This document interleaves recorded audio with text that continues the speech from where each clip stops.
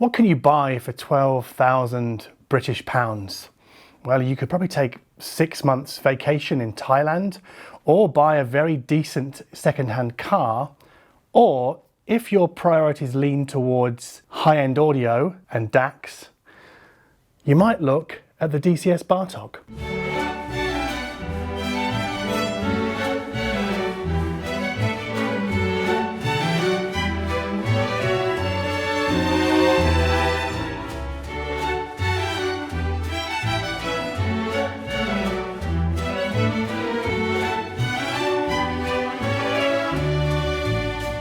So even though this is DCS's entry-level unit, it's still an uber high-end DA converter with a built-in network streamer and headphone output. And so this video is about headphone listening with the DCS Bartok.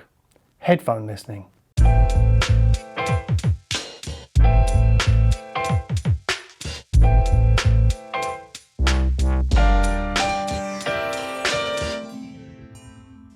So this DAC does not use an off-the-shelf chip.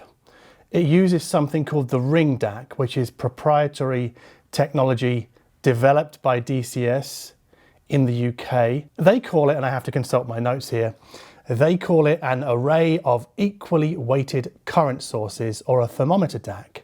Now I know this because very unusually, and DCS are the only company that have ever done this, is they sent me this review unit as a loaner, and then they followed up with a phone call. They organised a conference call so that I could talk to their engineers, which I thought was absolutely fantastic, because obviously I do not understand all the nitty-gritty of the engineering that goes into this, so they could explain it to me.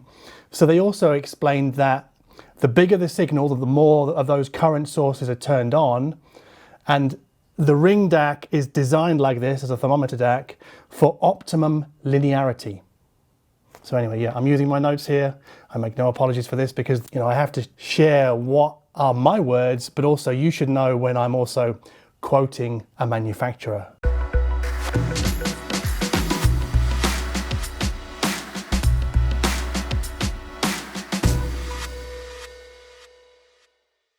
And those current sources are each controlled by an FPGA. So there's two inside here that control left and right channels. And then there's another FPGA inside on the main board that does all of the maths before the decoding. So that takes care of upsampling and volume control. So this is DCS's first proper headphone amplifier circuit. And it came about apparently because some users were utilizing the balanced outputs on the back of DCS's other DACs to power their headphones. This is a Class A implementation. You can see it's got a balanced output here as well. And apparently it's all sealed away in a separate sort of compartment inside the chassis here. And during my conversation with the DCS engineers, they told me that this headphone stage had been designed to power the broadest possible range of headphones. And then when I asked them about, you know, how do they voice it, they kind of, I think, well, maybe they laughed at me, I'm not quite sure, but they basically said that voicing for them is a dirty word. Their goal for the entire product is accuracy, that they are very measurement focused in the lab, and that no internal change takes place without a measurement to justify why.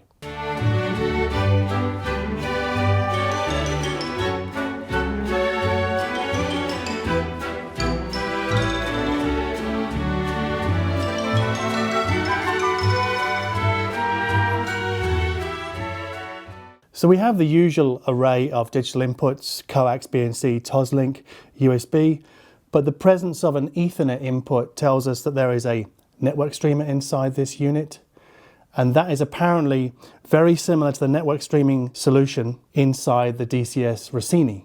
So the Bartok is room ready, but it also does Spotify Connect and it does Apple AirPlay, and that shows us that DCS are not format snobs, even though you can play high-res formats through this DAC, including DSD, high-res PCM.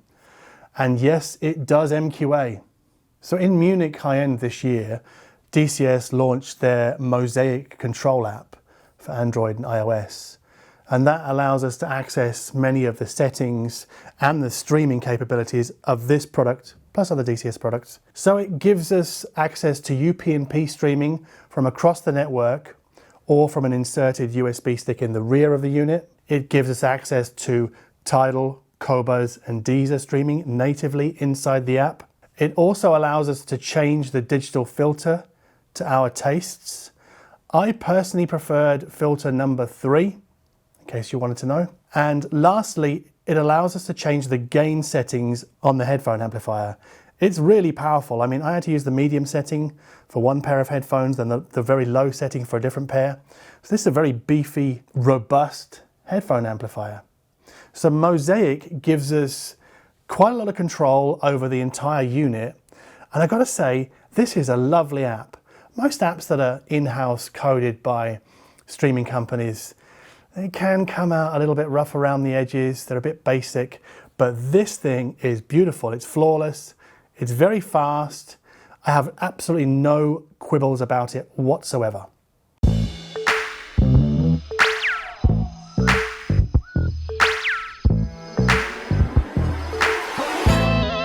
So just a reminder, this is a review of the Bartók in the context of headphone listening. I did not connect this DAC to a loudspeaker system. I used 3 pairs of headphones, mainly the Meze Empyrean, but sometimes the Aeon Flow Open from MrSpeakers, sometimes also the NightOwl Carbon from AudioQuest. So 3 headphones for a good mix of price points and driver designs and implementations and capabilities, I guess. And I listened for several weeks. I've had this thing for about 6 or 7 weeks. And I listened to music like Craig Finn, Orbital, Chemical Brothers, World Party, Ghost Poet, David Bowie, Tom Waits, Irresistible Force, Billy Bragg, Banco de Gaia, Carl Coughlin, Tricky, Orteca, Thomas Failman, Neil Young and Crazy Horse, but I didn't listen to any Diana Krall. Sorry.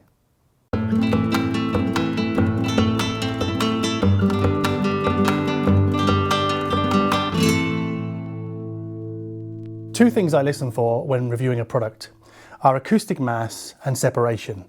So that's how fat and chunky sounds are and how well separated they are. And normally when I listen to a DAC, I'm usually experiencing a compromise of one or both. So if something is fat and chunky, it isn't usually very well separated.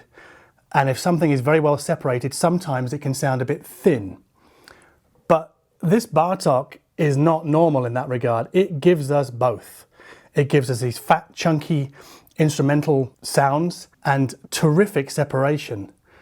And that for me is justification as to why you would spend big money on a DAC and a headphone amplifier like this. However, the Bartók also has another of my favorite audio traits, and that is elasticity with dynamics. So things sound very springy. They don't like go, They bounce back naturally. I think that's pretty cool.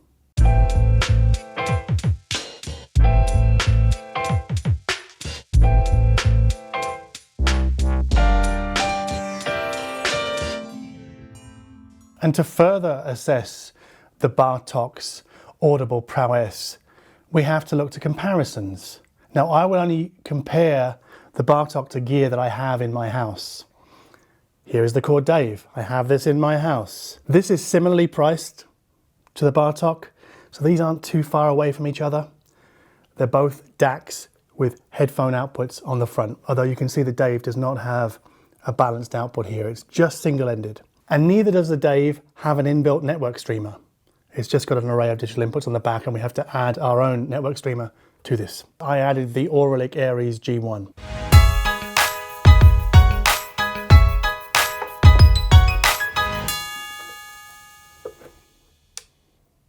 Now, before I added the G1 to the DAVE, I actually added it to the USB input of the Bartók, just to see whether it would better the internal streamer inside the Bartók. And no, it doesn't. They seem to me to be about the same. So sometimes I hear no difference at all. This is one of those occasions where I hear no difference between this as a streamer and the internal streamer here. So I left the G1 attached to the DAVE so that I could do comparisons between these two and this. So my first observation was about headphone output power. In the Bartók needs less of a volume turn, especially on its mid-gain setting, versus the Dave's headphone output. So this guy isn't quite as powerful as this guy, but also that delta definitely widens when we draw upon the balanced output of the Bartók. You get more punch, a little bit better separation, which obviously we can't get from the Dave because it doesn't have one. And some people, some people say, well, I'm not buying that unless it's got a balanced output. Now, I don't buy into that because it's obviously about implementation. Chord believe you don't need a balanced output. Their engineering chops are probably greater than most people's on the planet. So if you insist on having a balanced output, have at it. I mean, I can't try and convince you otherwise. So that should not necessarily be a reason that you choose the Bartók over the Dave. Not necessarily. Maybe, but not definitely.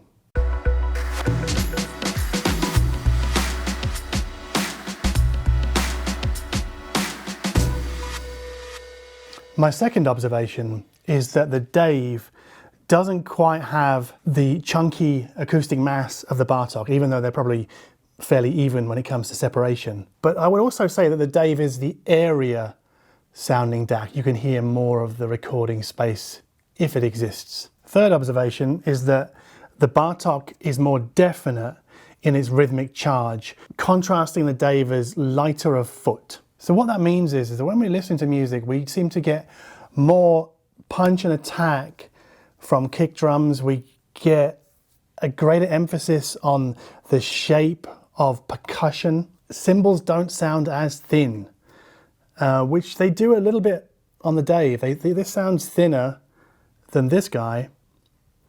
And I would also say that that quality makes the Dave sound a little bit more urgent, but not quite as easeful or as relaxed as listening to music through the Bartók. So the DCS is more easeful. Did I say easeful already? It's more relaxed, easeful, yeah. But it's not just rhythmic charge and percussion that sound more overt with the DCS. It's also textural information and tonal color. I mean, I really think the Bartók just brings a little bit more to the table in terms of making music sound more alive and more natural. Just a little bit. Down the Dave, a little bit.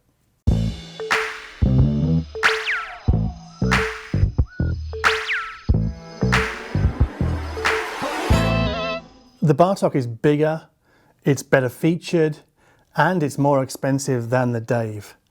So again, you get what you pay for.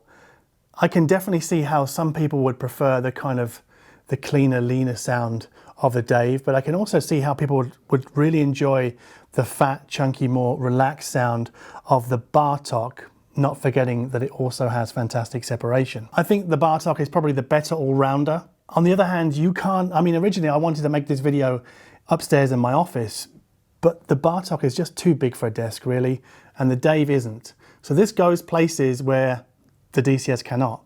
And also, I tried this earlier on, this Dave just fits inside one of these Kallax unit cubby holes. So this is classified as Kallax-Fi, and this definitely is not. I mean, the back of the Bartók even hangs off the back of the Kallax unit. It's a beast, it's a monster. With its physicality and weight and size, you really do feel like you're getting your value for money with the DCS DAC. I know it's a mind game, but some people like to feel like they've got a massive product because they've spent a massive amount of money. And yeah, the DCS is hugely, hugely expensive. Not everyone is going to see the value in spending that kind of money on a DAC, headphone amp, and network streamer all in one box. But some people will. And there are plenty of people like lawyers, doctors, dentists, consultants, I don't know. There are many people who earn mega money per year. These are the guys that will be buying this.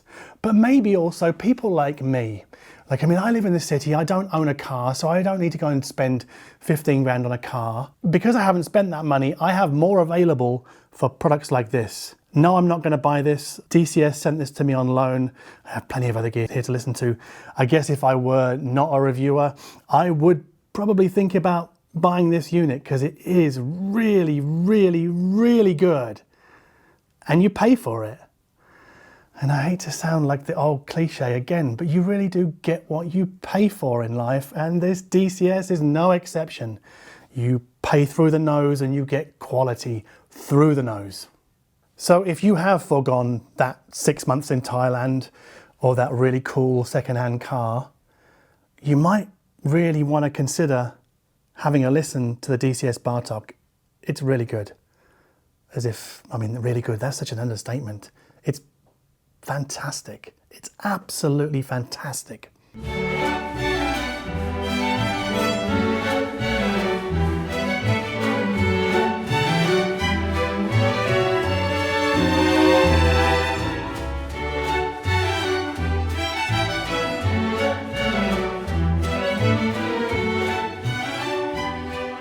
If I did not compare the Bartok to the DAC that you want to know about, I hope you still understand that the glass of this video is still half full.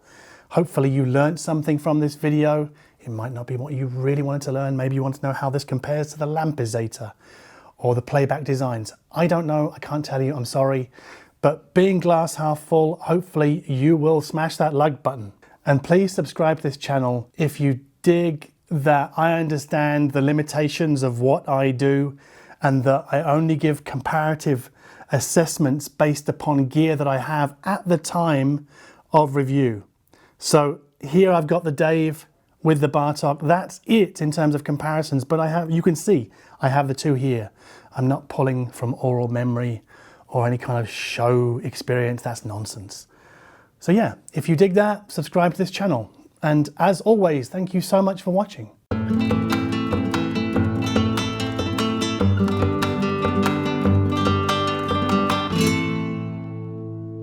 So I have put together some playlists of the music I use for this review. Those are in the description box below here. Please scroll around on the app or in your browser to find them. Also in that description box, I will link to more information about the Bartok. So please go and find that and click those links and read up on the Bartok before you hit me with a question. Yes, it's a lot of fun messing around with super affordable gear. I like doing that. There's a lot of pleasure to be had from getting great sound for very little money. But occasionally we do have to remind ourselves of what's possible. So the Bartok tells us what's possible from a cost no object design, well, almost cost no object, and reminds us of what's possible when we spend a ton of money. Yes, the Bartok is expensive, but this is a high-end audio channel. Sometimes we do super affordable stuff, other times we do very expensive stuff. That's the nature of what I do. So yeah, not only thank you so much for watching, but also thank you so much for listening.